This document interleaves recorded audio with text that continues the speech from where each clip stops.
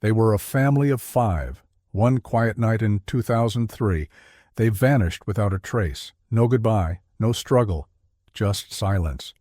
For 22 years, no one spoke of them. The town moved on. But what if? The truth had always been next door. And what if the person searching for answers was the missing girl herself? Before we begin, tell me in the comments. Where in the world are you watching from? It was the kind of morning that felt like a whisper. The cold air in Pinedale, Wyoming, wrapped itself around the town like a forgotten memory, brushing past shuttered windows and frosted rooftops. Fog clung low to the ground, crawling across the cracked sidewalks, swallowing the old street signs that hadn't been changed since the 80s. No one really noticed them anymore. Laura Emery's boots crunched softly over a thin layer of ice as she stepped out of her rented Jeep.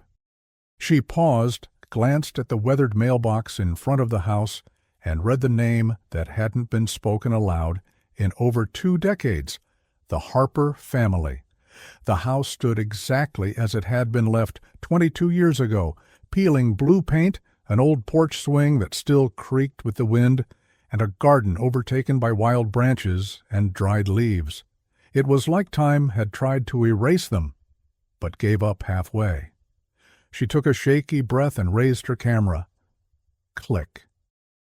The sound broke the silence like a secret finally being told. Behind her, the sun strained to push through the clouds. It didn't help. The air smelled of pine and something else. Dust, maybe, or old wood. Maybe even guilt. Laura was here to chase a ghost. On September 19, 2003, the Harper family, John, Elaine, and their 3 children, vanished without a trace. No screams, no broken windows, no frantic calls to the police. The neighbors said they were there on Thursday night. By Friday morning, their house was empty. Food was still on the table. The TV was still on. Elaine's coffee cup was half full. The baby's blanket was draped across the couch. No bodies, no footprints, no car missing from the... Laura remembered it. She had only been 19 at the time, barely out of high school, but she remembered the sirens, the faces, the flyers taped to every pole. She remembered how the town whispered behind closed doors, how eyes shifted away when the subject came up. She remembered the silence that followed, louder than anything else. She remembered the boy, too, Jacob. He was the middle child, 11 years old, kind, curious. He had given her a drawing the week before they disappeared. It was of their street, with stick figures smiling in front of each house. Her house had been the biggest. She had never seen him again. And now, 22 years later, a single phone call had brought her back. The voice on the other end had been soft, raspy. I saw something that night I've kept quiet for too long. It was Glenn Hargrove, the Harpers' old neighbor. Laura looked across the street. His house still stood, but its roof sagged like a tired back. Curtains were drawn tight. She knew he hadn't spoken to reporters back then, no interviews, no statements. Just a man who cut his lawn and minded his own business. Until now. She stepped onto the Harper porch. The wood groaned beneath her, warning her to stay away, but she didn't. She raised her hand and touched the front door. It was still locked. The exact same brass lock from 2 decades ago, rusted now. She closed her eyes. In her mind, she heard laughter, children's voices, the distant bark of the Harper's dog. She imagined Elaine humming as she folded laundry, John fixing something in the garage, the baby babbling from the playpen. She opened her eyes again. It was all gone. She didn't know why she was shaking. The cold, maybe, or the weight of it all. She turned back toward the Jeep to grab her recorder when something on the porch caught her eye. There, wedged between 2 loose floorboards near the old swing, was something sticking out, just barely, faded red and blue. She knelt and gently pulled it free. It was a small plastic whistle, crusted with dirt and age. She recognized it immediately. Jacob's. He used to blow it every afternoon when his dad got home from work. Laura stared at it for a long time. It shouldn't have been there. The police had searched this house a dozen times. So had FBI agents, volunteers, even cadaver dogs. Every inch had been turned inside out. So why was this still here? Unless no one wanted it to be found. She put the whistle in a small evidence bag and placed it in her pocket. Her pulse was racing now, not from fear, but something else. That strange electric sense that something was beginning. She made her way across the street to Glenn's house. Knocked. No answer. She knocked again. This time, the door creaked open slightly. "Mr. Hargrove?" she called out, stepping cautiously inside. "It's Laura Emery. You called me?" The smell hit her instantly. Old newspapers, mildew, something burnt. The lights were off, but faint rays of light slashed through the curtains, casting the room in long, thin shadows. A creak from the back. She moved slowly through the living room, past a wall lined with dusty photographs. Most were black and white. One stood out, a picture of the Harpers in front of their house, smiling. Laura froze. The photo was dated September 18th, 2003, the night before they vanished. She picked it up. The picture was warm, recent. Someone had been holding it. Another creak. Then a voice. "I didn't know what to do," Glenn said from the hallway behind her. His voice was older than she remembered, tired. Laura turned. He stood there in a flannel robe, thinner than she remembered, but his eyes, they were alive with something else. "Why now?" she asked softly. "Because I'm dying," he said, "and because someone has to know the truth." Her throat tightened. "I saw them leave," he whispered, "but they weren't alone." He walked slowly to a cluttered desk and opened the top drawer. From it, he pulled out a cassette tape in a cracked plastic case. He held it out to her. "This is from the night they vanished." Laura stared at it. Her fingers didn't move. "I recorded it," he said. "I used to leave tapes running in the living room. Part of my therapy. Background noise, you know?" She took the tape slowly. Her hand shook. "There's something on there," he said. "Something you need to hear." Silence settled again. Laura looked down at the tape, then back at Glenn. "Why didn't you tell anyone?" "I was afraid," he said, his voice almost breaking. "But I'm not anymore." She nodded, and then the room trembled, just slightly, like a breath caught in a throat.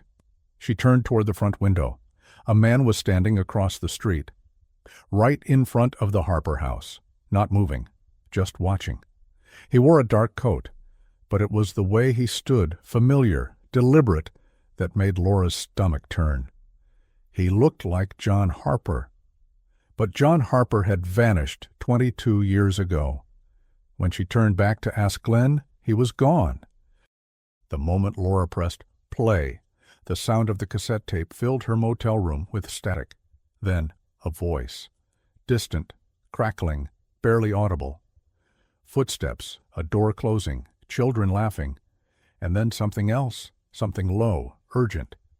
A man's voice, not yelling, but warning. Laura leaned in, her fingers trembling over the recorder. The voice was unmistakable. John Harper. But what he said next was drowned in a loud hiss, like the tape itself didn't want to reveal too much too soon. She pressed pause. Her reflection stared back at her from the dark motel window, framed by chipped beige curtains and the soft hum of a dying neon sign from the diner across the street. Her hair was pulled back. Her eyes looked tired. She had flown in from Portland just 2 days ago after Glenn's call, and she hadn't slept much since. This wasn't supposed to be her story. She had moved away from Pinedale to escape the silence that had swallowed the town whole after the Harper family vanished. But maybe silence follows you. Maybe some echoes are too deep to ignore. She reached for her journal, an old leather-bound one she'd been keeping since college. Tucked between the pages was a folded piece of paper, a drawing, stick figures, a smiling sun, 5 houses. Hers was the biggest. In front of it, a boy had drawn himself with spiky hair, and beside him, a tall girl with long brown lines for hair. Jacob and Laura. She had forgotten about the drawing until last year, when she found it in a box of old belongings her mother mailed after selling the house. It was that drawing that made her realize she still carried the Harper family inside her, whether she wanted to or not. She had once watched them every morning from her bedroom window. She saw John raking leaves with his youngest strapped to his back in a carrier. She watched Elaine hang laundry as the wind tangled her hair. She saw the 3 kids run down the driveway to catch the school bus, always 5 minutes late. And then, one day, they were gone. And no one talked about it. The police came. The FBI followed. There were interviews, searches, even a psychic from Salt Lake who claimed to have felt a presence in the woods behind the house. But nothing ever came up. Not even rumors stuck. Until now. Laura turned off the tape and lay back on the creaky motel. The springs groaned beneath her. She stared at the ceiling, tracing the faded stains like constellations. Why her? Why now? She reached for her phone and opened the only text she hadn't answered yet. It was from her editor 2 weeks ago. "Emery, you need a break. No more cold cases, no more nightmares. Just write about gardens for a while, please." But she hadn't listened. How could she? Because she knew this town. She knew the street. She knew the silence. And deep down, she knew there was something she had forgotten. Something buried in her memory. The next morning, she stood at the edge of the woods behind the Harper house. Frost covered the branches like brittle lace. Her breath clouded in front of her face. The trees creaked softly in the wind, and the snow crunched beneath her boots. She remembered coming here once, with Jacob and his older sister Kelsey. They were looking for mushrooms, pretending they were on a quest to find a lost castle. She remembered tripping on a rock and skinning her knee. Jacob had given her his sweatshirt to wrap around the wound. That sweatshirt was never found. Neither were the kids. A soft noise behind her made her turn. A woman stood on the edge of the woods holding a bag of groceries, late 40s, maybe early 50s. Blonde hair pulled into a ponytail. She looked familiar. "Laura?" the woman asked. She squinted. It took a second to recognize her. Mrs. Farrow, the Harpers' next-door neighbor, still living in the same place. "I wasn't sure it was you," the woman said, stepping forward. "You used to have pigtails. You haven't changed much," she read. The woman smiled, but it didn't reach her eyes. "I heard you were back, looking into that night." Laura nodded. Mrs. Farrow hesitated. "People don't like to talk about it. You know how this town is." "I know," Laura said. "That's why I'm here." There was a pause. Then the woman said, "Elaine came to my house that night." Laura froze. "What?" "She knocked on my door around 10, asked if I had seen her cat. Midnight, black with one white paw. I told her no, but she looked scared. Not like someone who lost a cat, like someone who lost control." Laura's heart was pounding. "I never told anyone," Mrs. Farrow said. "It didn't seem important." And then they were gone. Laura wanted to ask more, but the woman turned to leave. She stopped at the edge of the path. "There are things we all chose not to remember," she said. "That doesn't mean they didn't happen." The words lingered like fog long after she disappeared into the trees. Back at the motel, Laura replayed the tape again. Slower this time. She scribbled notes, timestamps, background noises. She isolated the moment just before the static overwhelmed the voice. "Don't let them see." She played it again, slower. Don't let them see her. Her? Who was her? She leaned back, heart racing, head spinning. Outside, the wind picked up. Her phone vibrated. A message. No name, no number, just 6 words. "Stop digging. Some ghosts. Stay buried." She stared at it for a long time. Then she opened her laptop, typed, "John Harper, Financial Records 2003. Her pulse quickened. The Harper business had filed for bankruptcy 2 months before the disappearance.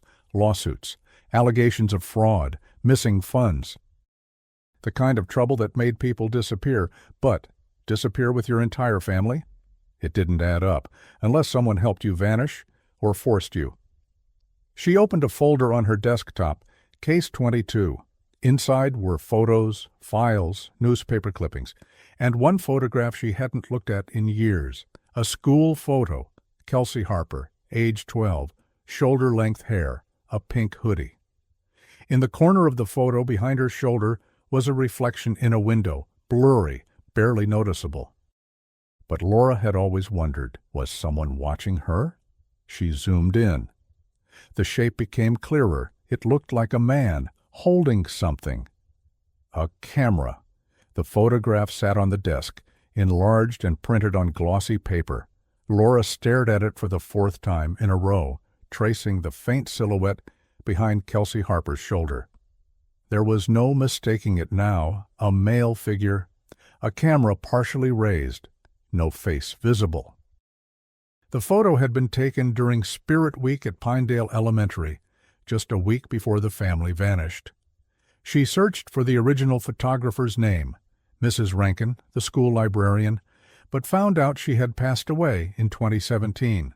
Her son, however, still lived in town. Laura stepped out of the motel into the cold afternoon. The air was sharper today. The sky sat heavy and gray above. She drove in silence, the cassette tape Glenn had given her still inside the glove box. She hadn't dared listen again yet, not alone. She found Toby Rankin in a small antique store he owned just off Main Street. The place smelled like dust and varnish, with shelves full of vinyl records and cracked porcelain dolls that watched you when you weren't looking. He was in his 60s, balding, and wore a cardigan with elbow patches. "You're here about the Harpers, right?" he asked as she introduced herself. Laura nodded. He let out a long breath, looked away, then motioned toward a back room. "My mom kept everything," he said. "Photos, negatives, even her little notes. Thought it'd help her if they ever reopened the case." He opened a metal filing cabinet, flipped through envelopes until he found the one marked 2003 Fall School Events. He pulled out a strip of negatives, held them toward the light, then paused. "I always thought there was something weird about that picture." "Up." But Mom said not to say anything. She said some things are safer blurry. Laura asked if she could have the negatives scanned. He nodded. "And there's one more thing," he added. He handed her a plastic bag. Inside was a button, a school pin with the Harper family crest on it. "It was in the staff mailbox the morning after they disappeared," he said. "No one claimed it." "Did she ever find out who put it there?" Back in her car, Laura's phone buzzed. It was a voicemail from Glenn Hargrove. His voice was frantic. "I found something in my shed. It's not mine. It was buried. You need to see this. Come quick, before someone takes it." She drove back immediately. But when she arrived, the shed door was wide open. The back door to his house was swinging gently in the wind. Inside, the lights were on, but abandoned. On the kitchen table, a single item sat waiting, a VHS tape, labeled in Sharpie, September 18th, night. Laura looked around. "Glenn?" Silence. She picked up the tape. Suddenly, a bang upstairs. She flinched. "Glenn?" she called out again. No response. She backed toward the door, but curiosity pulled harder than fear. Step by step, she ascended the staircase. The floorboards groaned under her. The hallway smelled of old wood and mothballs. A room at the end had its door slightly ajar. She pushed it open slowly. An attic bedroom. Dust particles floated in the dim light. A typewriter sat on a small desk. There were photos taped to the walls, newspaper clippings of missing persons cases, and then on the far wall a name scratched it. Kelsey. Over and over again. Dozens of times. She stepped closer, and that's when she saw the mirror. It was cracked in the middle, but behind her reflection there was someone standing. She spun around. No one, just shadows. The mirror creaked slightly, like it had been recently touched. She backed away, took the VHS, and fled the house. That night, Laura borrowed an old player from the local thrift shop and hooked it up in her motel room. The tape clicked inside the machine with a soft, mechanical sound followed by flickers of static and the warbled image of a porch light. It was the Harpers' front porch, filmed from across the street, Glenn's house. The timestamp read 11:37 p.m. or 9/18/2003. The camera held still for a few seconds, then movement. A car pulled into the Harpers' driveway. Not their own, a black SUV. 3 people got out. One of them looked like John. Another was wearing a long coat, face obscured. The third carried something. A child. Elaine came to the door. She looked frantic. A flashlight blinked once from the porch. A signal? The man in the coat walked up the steps. Elaine stepped aside. The child didn't move. The video cut to static. No audio, no explanation. Laura rewound it 3 times, her mind racing. Why was Glenn filming them? Why did he keep this hidden? Was he involved? The next morning she returned to the Harper house. This time she brought bolt cutters. Inside the air was stale, like a closed book. Everything was covered in a thin sheet of dust, except one thing, a photo album sitting on the coffee table, open to a page titled 1999 Yellowstone Trip. The photos had all been removed. Only captions remained. Jacob feeding the elk. Kelsey smiling near the geyser. Elaine's last photo. That caption was under a blank square. Laura turned the page. A single photo remained. It was torn at the edge. Elaine holding a baby. But behind her, barely visible, was a man, the same long coat. The same posture. Later that evening, Laura met with the retired detective from the case, Marion Ellis, now in her 70s, at a local diner. She was reluctant to talk at first. But after Laura showed her the tape, something in her hardened. "I always knew it wasn't right," Marion said, stirring her coffee. "But they told us to stop digging." "Who?" Laura asked. "The sheriff, the mayor, everyone. Said the feds would take care of it." Laura leaned in. "What do you think happened?" "I think they were forced to leave," Marion said, "and I think someone powerful wanted them gone." She slid a file across the table. John Harper testified in a closed-door hearing 2 weeks before the disappearance. It was sealed. Even I didn't have access. "Testified against who?" Marion hesitated, then said, "Against his own father." Laura froze. "I thought his father died in 95. That's what the obituary says." Laura sat in her car outside the Pinedale Records office as the snow began to fall, light at first, then faster, like the sky couldn't hold back anymore. She was staring at a printed obituary from 1995. Charles Bernard Harper, survived by no immediate family, died peacefully in his home. But the records didn't match. There was no death certificate on file, no funeral home listed, no witness signature, just the printed obituary. And the name of the man who filed it, Sheriff Randall Wilkes. Laura remembered him, a stoic man with a thick mustache and 2 quiet eyes. He'd retired in 2006, right after the Harper case was declared inactive. She looked up his address, still in town. The snow was now thick enough to quiet the world. Her tires crunched through the drifts as she pulled up to a worn red cabin on the edge of the woods. She knocked. After a moment, the door opened. Wilkes stood there, older now, in a flannel shirt and slippers. His eyes narrowed. "I'm not giving any interviews." "I'm not with the press," Laura said. "Then why are you here?" "I think you know." He sighed and opened the door wider. Inside, the cabin was dim and smelled of tobacco. Antlers hung on the wall beside faded photographs. Wilkes poured himself a drink. "You want to know the truth?" he said. "It's not what you think." Laura didn't say a word. He stared at the glass in his hand. "John came to me a month before they disappeared. Said his father wasn't dead, said he had come back, threatened to take the kids." "Why?" Wilkes hesitated. "Because he believed Kelsey wasn't his." Laura blinked. "John said his father had a way of twisting people, that Elaine had run from him once, but he came back, and this time he wanted Kelsey." A chill spread down Laura's spine. And then? I told him to file a report. He didn't. Said it wouldn't matter. Said he'd take care of it. Wilkes looked away. Then they vanished. Did you investigate? I tried. But a week later, I got a call from a federal agent, told me to stand down, said the family had entered a protective program, told me if I cared about my job or my wife, I'd stop asking. Laura leaned forward. Was it true? Did they go into protection? He shook his head. I don't think so. I think they ran, on their own, because no one was coming to save them. Back in her motel room, Laura placed everything on the wall, the drawing, the VHS stills, the blurry reflection in Kelsey's photo, the obituary, the school pin, the button from Toby Rankin, the audio tape, the name Kelsey scratched into Glenn's wall. She noticed something.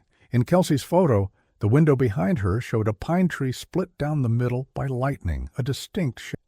She looked closer, then dug through the old Harper album she had found. There, same tree, but different background. The photo of Kelsey had not been taken at school. It had been taken at Glenn Hargrove's house.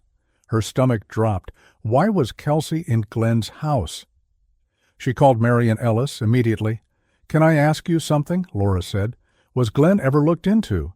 Marion was silent. Then he was questioned, but he had an alibi, and he was respected, veteran, quiet man. Nobody suspected him.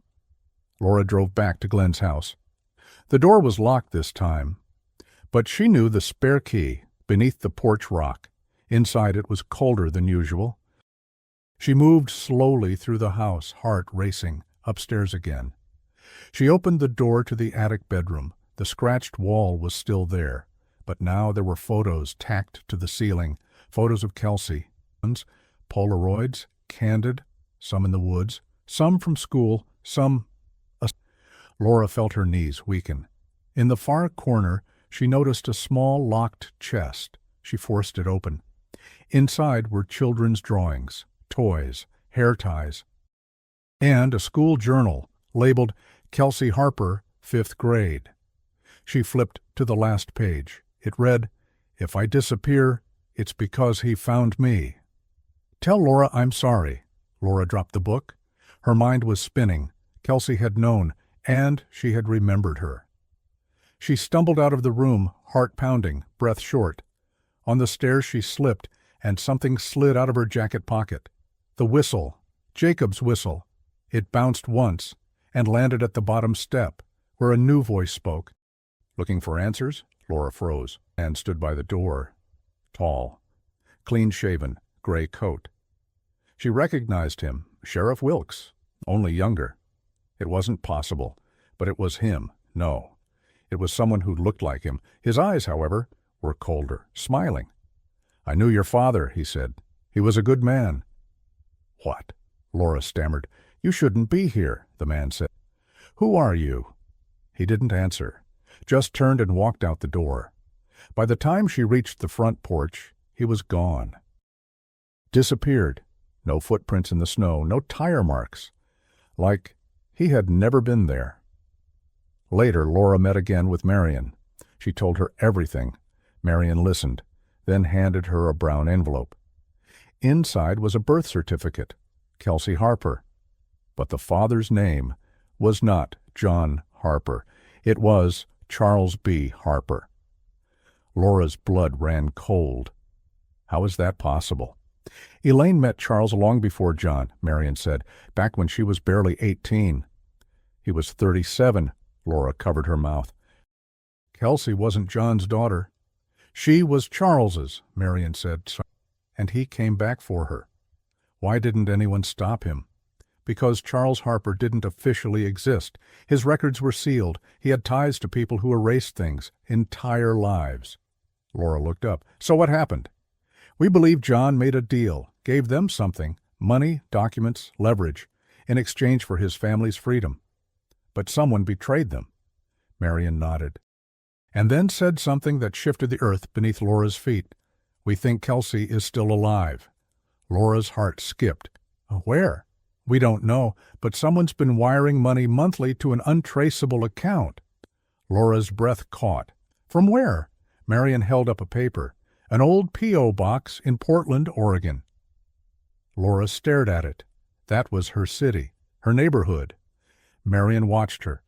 I don't think you found this case, softly. I think it found you.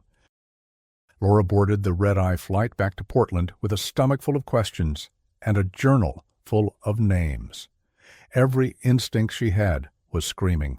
Every piece of her childhood memory was beginning to tilt and crack. Kelsey might be alive.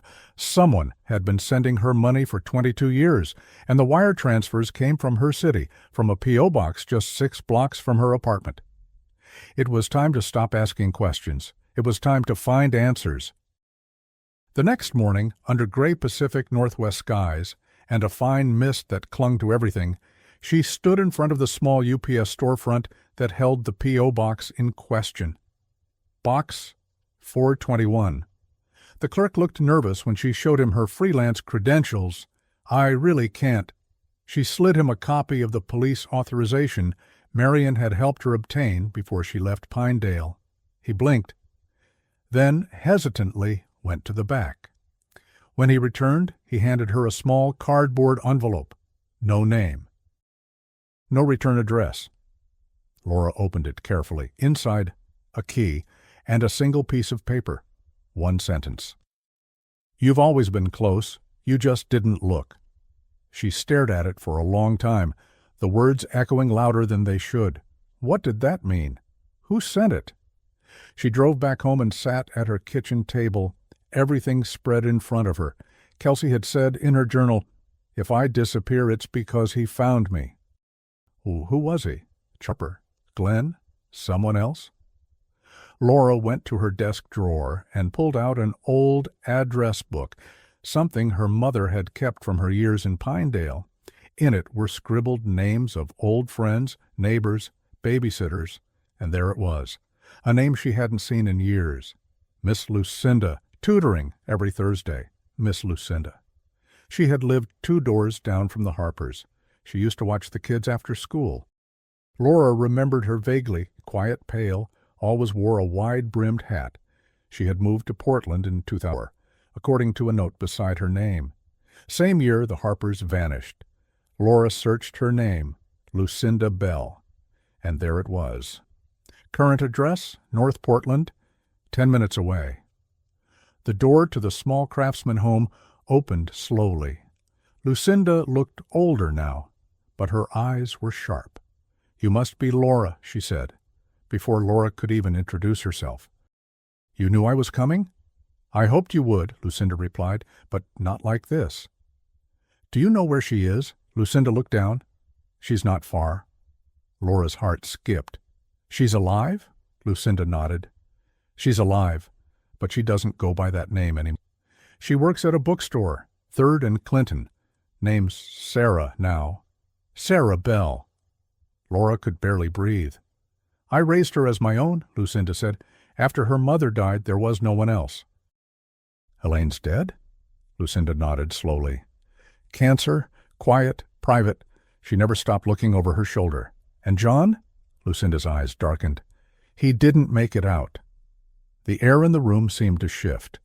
Laura tried to hold it all in, but her hands were shaking. "Why now? Why let me find her now?" "Because," Lucinda said softly, "she asked about you." The bookstore was tucked between a cafe and a record shop, its windows fogged from the inside, yellow string lights casting a warm glow through the glass. Laura stepped in slowly, heart thudding in her ears. There she was, behind the counter, a woman in her early 30s, hair tied loosely, eyes familiar. She looked up. Their eyes met. Time stopped. And then Kelsey, Sarah, whispered the name Laura hadn't heard in 2 decades. "Laura!" Tears welled in both their eyes. They stepped toward each other, but the weight of everything between them made them stop, just short of a hug. "I didn't think I'd ever see you again," Sarah said. Laura nodded, eyes burning. "I thought you were gone." "I was," Sarah said, "in every way." They sat in the back, in a small corner with 2 chairs and a teapot between them. "I don't know where to start," Laura said. Start with the truth, Sarah whispered, because I've waited a long time for someone to believe it. Sarah told her everything, how Charles Harper had found them in late 2003, how he had sent letters first, then a man named Marcus Wilkes, Sheriff Wilkes's son, the same man Laura had seen in Glenn's house. He was the one in the coat. He was the one who came for Kelsey. But Glenn, he was your neighbor, Laura said. Sarah hesitated. He helped until he couldn't. There was a silence. He let me stay in his attic after Mom died, hid me, fed me. But after a year, he changed. Changed how? He started keeping me from leaving, took my drawings, said I was safer there, said the world had forgotten me, and I should forget it too. Laura's stomach twisted. I was 13, Sarah said, voice shaking, and I thought maybe he was right. A long pause. Until I saw your name in a byline. She looked up. You were writing about a cold case in Iowa. I cut it out, read it over and over. It made me believe again. Sarah leaned forward. I started planning. Slowly, writing to Lucinda, saving what I could. But how did you get away? She smiled faintly. I waited until Glenn's heart gave out. He died in his chair. I walked out the next morning. Laura felt dizzy. So much horror in such soft-spoken words. And now? Sarah's voice trembled. I've spent my life pretending I was someone else. I just wanted to know if anyone remembered. I remembered, Laura said. I never forgot. A silence passed between them. Then Sarah said something that turned the world upside down. There's one more thing. She reached into her bag. Laura's breath stopped. It was a woman, smiling, holding a baby. Who is this? You tell me, Sarah said gently. Laura stared, and suddenly her vision blurred. That was her mother, and that baby was her. She turned the photo over, one word scribbled on the back. Kelsey. Shup. What is this? Sarah was crying now. You're not who you think you are. The photo trembled in Laura's hand, the soft smile on her mother's face, the infant wrapped in a pink blanket, the handwriting on the back. Kelsey. She felt as if the walls of the bookstore were closing in. The light seemed to shift, colors dulling, her breath caught in her throat. That's not possible, but Sarah, Kelsey, nodded. It is. Laura shook her head. My mother was Rachel Emery. No, Sarah gently. Rachel Emery was your aunt. Laura blinked. Her mind fractured into a dozen timelines at once. She raised you after the fire. What fire? Sarah swallowed hard. The one that killed your real mother, Elaine. Laura dropped the photo. No. You were 2 years old. Elaine had run again, this time for good. But they found her, Charles and Marcus. They set the cabin on fire. She put you in a basket, left you outside. You were the only one they found alive. I don't remember any of that, Laura. Sarah's voice cracked. You weren't supposed to. I lived in that house. I remember everything. No, Sarah said. You remember what you were told. You built your life around the silence. Laura stood up, unsteady. Why wouldn't she tell me? Rachel promised Elaine she'd protect you, keep you hidden, give you a new name, a normal life. She never told anyone who you really were. She disappeared too. Laura's thoughts spiraled. Her articles, her obsession with missing children, the dreams she thought were just echoes of stories she wrote. Maybe they weren't stories. Maybe they were memories. She stumbled outside. Rain fell in slow, heavy drops, cold, purifying. She called Marion. I need you to check something for me, she said. An hour later, Marion called back. There's no birth certificate for Laura Emery before 1985, she said. Only a guardianship record filed under Rachel's name. It lists the child as K.H. Kelsey Harper, Marion's voice, was soft. It all makes sense now. Laura walked until her legs gave up. She sat on a bench in Laurelhurst Park, beneath trees that had watched decades pass without speaking. She cried. Not the sobs of grief, but the slow, hollow kind of crying that comes when the truth reconfigures who you are. Memories began surfacing. The yellow blanket, a man shouting behind a closed door, a woman's voice singing softly, hands shaking, a whistle, Jacob's whistle. She had carried it all along. Back at the motel, she played the cassette tape one final time. Now she heard it differently. The voices, Elaine, John, and her own, soft, barely formed. "Mama?" Then the static. Then a scream. She fell to the floor, the recorder slipping from her hand. The truth was unbearable, but it was hers. The next day she returned to Lucinda's house. Sarah opened the door. No words were needed. They embraced, this time fully, deeply, like two halves of a broken story, finally found each other again. "Do you remember the swing?" Sarah whispered. Laura nodded. "In Glenn's backyard. You pushed me. I fell. You ran and got help." Sarah smiled through tears. That was the last day before everything changed. They sat together and talked for hours about John, about Elaine, about what they lost, about Jacob, about freedom. "I don't know who I am now," Laura said quietly. Sarah took her hand. "You're both, and neither, but you're here." Later that night, Laura walked alone through her neighborhood, past the UPS store, past the cafe, until she reached the old P.O. box. Box 421. She stood there a long time. Then she noticed a figure across the street, tall, coat collar up, watching, the same as before. She crossed quickly. "Who are you?" The man didn't move. "What do you want?" He stepped into the light. It wasn't Marcus. It was Charles Harper, older now, thinner. Eyes like cracked glass. "You've grown," he said. Laura's hands curled into fists. "You killed them." He said nothing. "Why?" "Because they left me," he said. "Because she hid you from me, and because they thought I'd forget."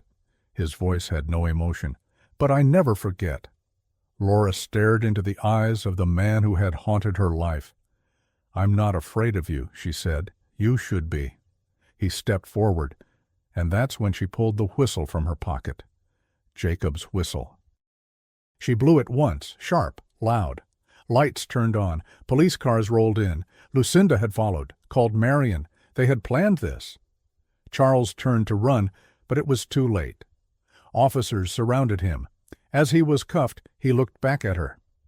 "You think this changes anything?" "It changes everything," she said. And he was taken.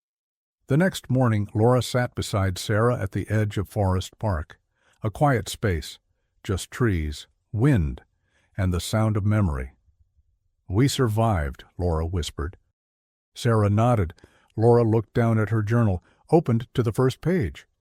Where once she had written Case 22 Harper Family, she now wrote, "My name is Kelsey Harper. I was lost. But I found myself again. Some stories don't end. They echo. Long after the police reports are filed, long after the headlines fade, long after the world forgets. But this story didn't want to be forgotten. It waited. For 22 years. It waited for someone to return, someone to remember, and now it had." 3 weeks later, Laura walked alone through the empty Harper house in Pinedale.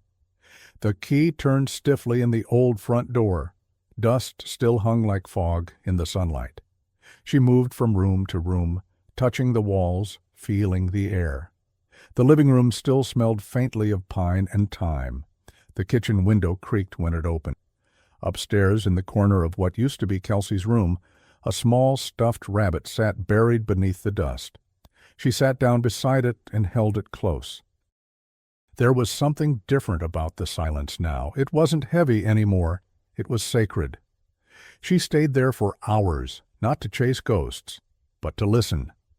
And they came, not as voices, but as memories, her mother's laughter, Jacob's whistle, John's guitar on the back porch.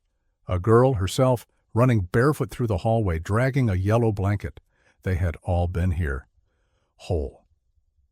Back in Portland, Laura officially filed the chapter of her story. It wasn't an article. It was a book. Title, What the Silence Took, and beneath it, by Kelsey Harper. It wasn't about proving anything anymore. It was about honoring it, the pain, the loss, the forgetting, and the courage to remember. She dedicated the first page to Jacob and the last to Sarah. The book was quiet, raw, real, and people read it. They cried. They asked if it was true. Some said it was too much to believe. Others said it was exactly what they needed. She received letters.